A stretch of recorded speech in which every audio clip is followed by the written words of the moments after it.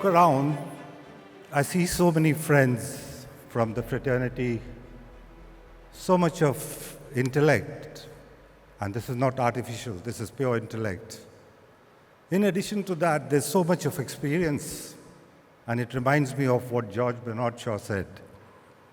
We learn from experience that men never learn anything from experience. Let's see if we can change this afternoon. We have a very broad subject to cover this afternoon, and in an endeavor to strike a balance between breadth but superficiality on one hand and depth but selectivity, what I've done is I've divided my talk into self-contained sections so that I can retain your attention for maximum amount of time. Now, retaining attention and friendship, Trevor, go hand in hand. I did tell you, Trevor.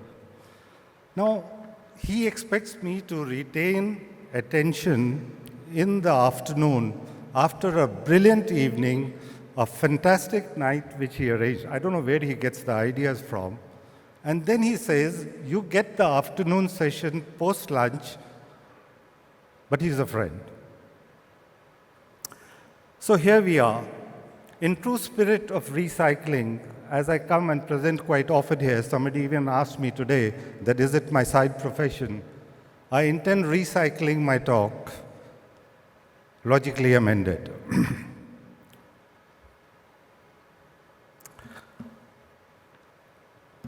So ladies and gentlemen, a very good afternoon to you. Assalamu alaikum. And a pleasure to be back here in Dubai. This is our family on the screen. This is what we are. With this, we operate in the entire world. 150 nations, over 1 million seafarers, 50,000 approximately ships, 380 billion freight rates within the global economy. And if we now see where this family operates, or the seaborne trade estimates, from 1990 to 2023, a staggering increase from 4 billion to 12 billion tons, as if life had stood still for so many years. This is what the family does, the shipping fraternity. Now, if we put things in context of where I work, in P&I industry or in marine insurance, from 1000 BC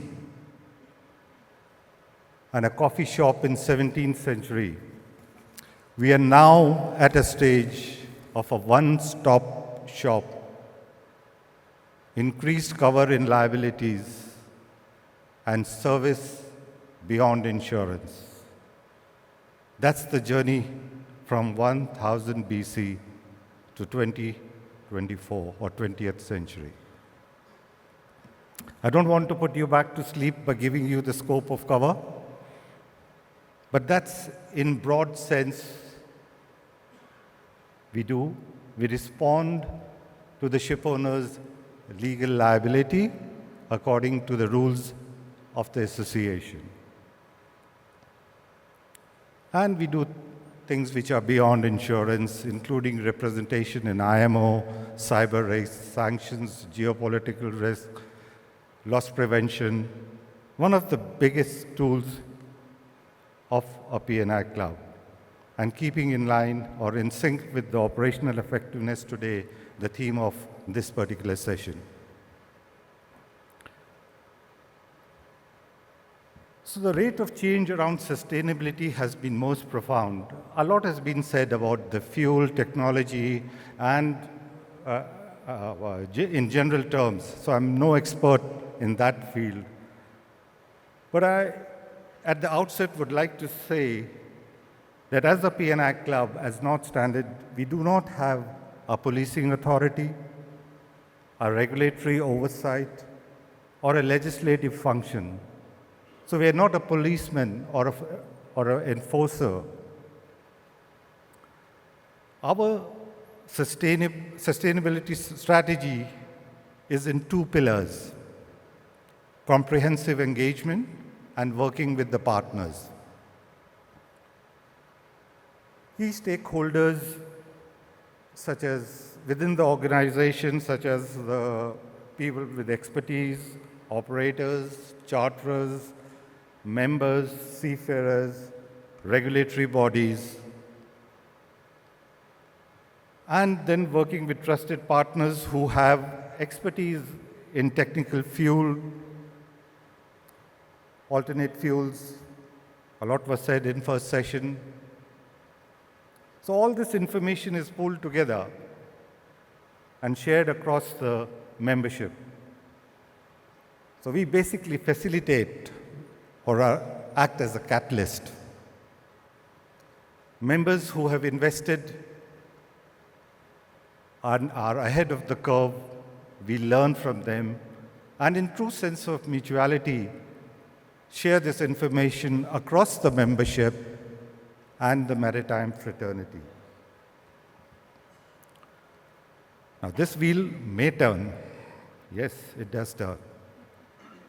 So as I said, I have no expertise in marine or what the future fuels should be. I think this previous session covered extensively. But we just put things in context. The future fuels, we do not advocate sort of any particular fuel is better than the other. We feel that there will possibly be multiple fuels which will be going forward. So we work alongside members, like big container operators, perhaps feel methanol is a better choice. So we work with them, we try and assist them alongside them. However, its volatility makes technology and safety systems and brings its own challenges.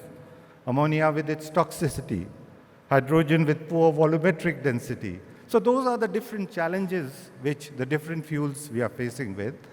And we'll continue to work with the ship owners. And how do we pass this information to the maritime fraternity? We've got member stories, industry and government discussions, webinars, podcasts. So all this information is passed on across the industry.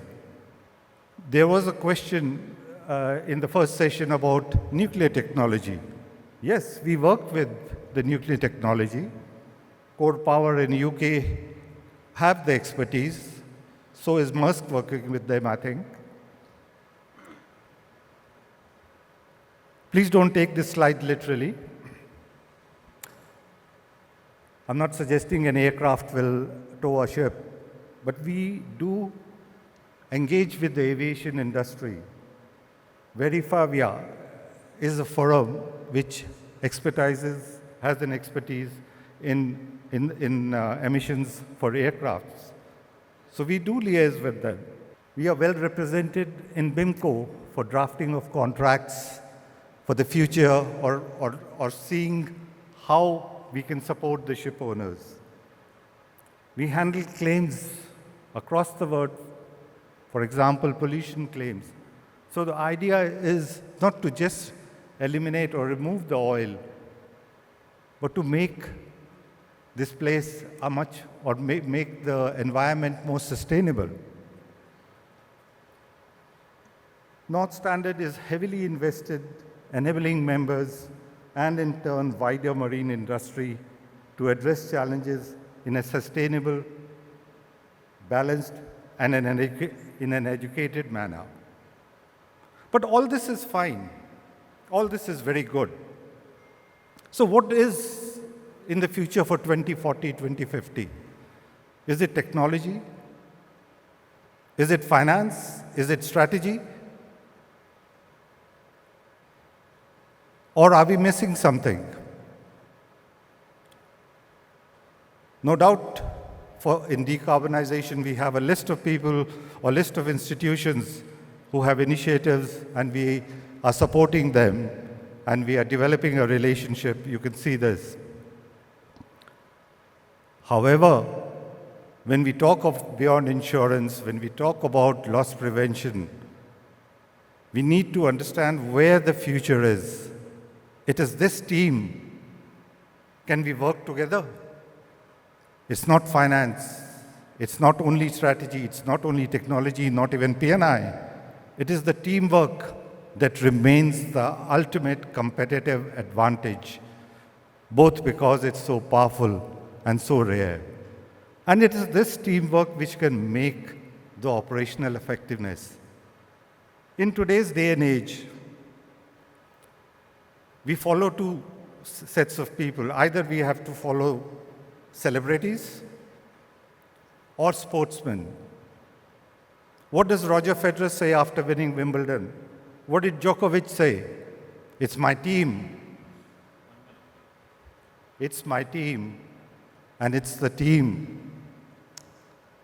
The physios, the coach, everyone. What did Ballon d'Or trophy send us the message this year? It was not the center forward. It was Aka Rodri, a player who does not make highlight reels so often. But the whole team, he makes it very, very effective. So, ladies and gentlemen, the most important part of that team is the crew. We should start training the crew yesterday for the 2040, for the 2050.